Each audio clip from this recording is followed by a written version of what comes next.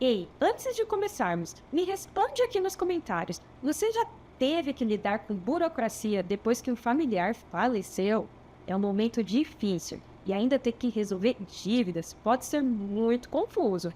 Se essa é a sua dúvida ou de alguém próximo, fica comigo até o final, porque eu vou te explicar tudinho de um jeito muito simples. Infelizmente, muita gente descobre só depois que um parente faleceu que ele deixou algumas dívidas. E a primeira pergunta que vem: e agora? Quem é obrigado a pagar? Isso cai na conta da família? Eu sei que esse é um tema delicado, e se você chegou até aqui, pode ser porque você está passando por um momento difícil e quer entender melhor como isso funciona. Então fica comigo que eu vou te explicar tudo de um jeito simples e direto, sem juridiquês, para você saber exatamente o que fazer nessa situação. Vamos descomplicar isso agora. Ah, e se essa explicação te ajudar, já deixa o joinha para que mais pessoas também encontrem esse vídeo.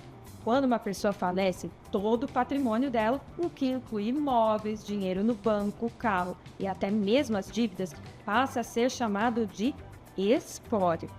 O espólio é como se fosse um caixa, onde tudo que a pessoa deixou é reunido para ser dividido entre os herdeiros. Só que antes da partilha, tem um passo muito importante, o inventário. Se você já ouviu falar em inventário e ficou confuso, calma, eu vou te explicar de um jeito bem fácil. O inventário é o processo que define como os bens serão divididos e pode ser feito de duas formas. Judicial acontece quando há um testamento, herdeiros menores de idade ou quando os herdeiros não chegam a um acordo sobre a divisão dos bens. Extrajudicial, mais rápido e barato, feito em cartório, mas só pode ser feito se todos os herdeiros estiverem de acordo e não houver testamento. E um detalhe importante, o inventário precisa ser aberto em até 60 dias após o falecimento. Se passar desse prazo, pode rolar multa na hora de pagar os impostos da herança. Então, é bom não deixar para depois. Agora vem a pergunta que não quer calar. Quem paga as dívidas do falecido? A regra é simples. As dívidas devem ser pagas com os bens que a pessoa deixou, ou seja, pelo espólio. Antes de dividir a herança, primeiro se paga o que for devido. Se ainda sobrar dinheiro ou bens, aí sim eles são partilhados entre os herdeiros. Aqui vai um exemplo prático para você entender melhor. Imagine que uma pessoa faleceu deixando 50 mil de bens e 30 mil em dívidas. O que acontece? Esses 30 mil serão pagos com os bens deixados e os herdeiros vão dividir o que sobrar, ou seja, 20 mil. Mas e se a dívida for maior do que os bens que a pessoa deixou? Nesse caso, o credor, quem emprestou o dinheiro, fica no prejuízo. A dívida não passa para os filhos, cônjuge ou qualquer outra pessoa. Se o falecido não deixou bens, não tem como cobrar ninguém. Essa informação é muito importante. Muita gente acha que vai herdar dívida e acaba pagando sem precisar. Então, se esse conteúdo já esclareceu algo para você, comenta aqui embaixo. Agora eu vou responder algumas das principais dúvidas dos nossos inscritos. Uma delas pode ser a sua. Então, acompanha comigo. O que acontece com os cartões de crédito da pessoa falecida? Os cartões de crédito devem ser cancelados logo após o falecimento para evitar cobrança de juros e multas. Já os empréstimos comuns entram na regra geral, são pagos com os bens do falecido, se houver. Quando a pessoa morre, quem paga o empréstimo consignado? Se a pessoa tinha um empréstimo consignado, aquele com desconto direto na folha de pagamento, ele é automaticamente extinto. A família não precisa se preocupar com essa dívida. E o que acontece com o IPTU?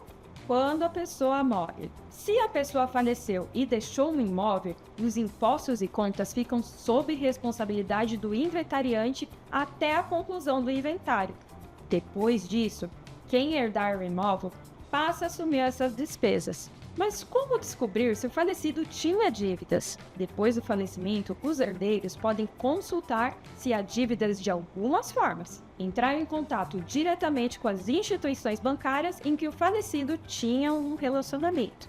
Se não souber todas as instituições em que ele tinha algum tipo de vínculo, é possível consultar o serviço Registrato do Banco Central do Brasil. Através dele, de forma gratuita, é possível ter o conhecimento quanto às instituições bancárias que o falecido possuía conta. Verificar a existência de protestos em todos os estados. Essa consulta pode ser feita online, através do site www.protestos.com.br. Checar a existência de processos judiciais. Essa pesquisa deve ser feita por meio do site dos tribunais, através das certidões de distribuição. Basta indicar os dados do falecido e fornecer o endereço de e-mail para o recebimento da certidão. Consultar débitos fiscais. A checagem deve ser feita junto à Receita Federal, Receita Estadual e com os municípios, se o falecido possuía alguma dívida ou parcelamento de débito fiscal. É comum existirem débitos inscritos em dívida ativa com a Receita Federal ou eventual parcelamento de débito.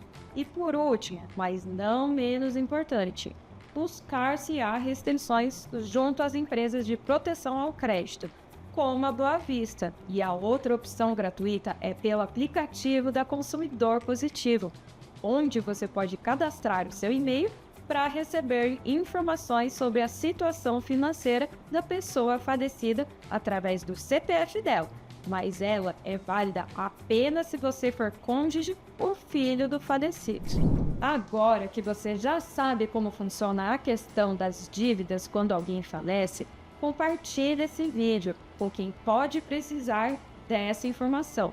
Com certeza vai ajudar muito. E se ficou com alguma dúvida, manda aqui nos comentários, que a nossa equipe responde, tá? E se ainda não se inscreveu no canal, faz isso agora, para não perder mais conteúdos de ajuda como esse.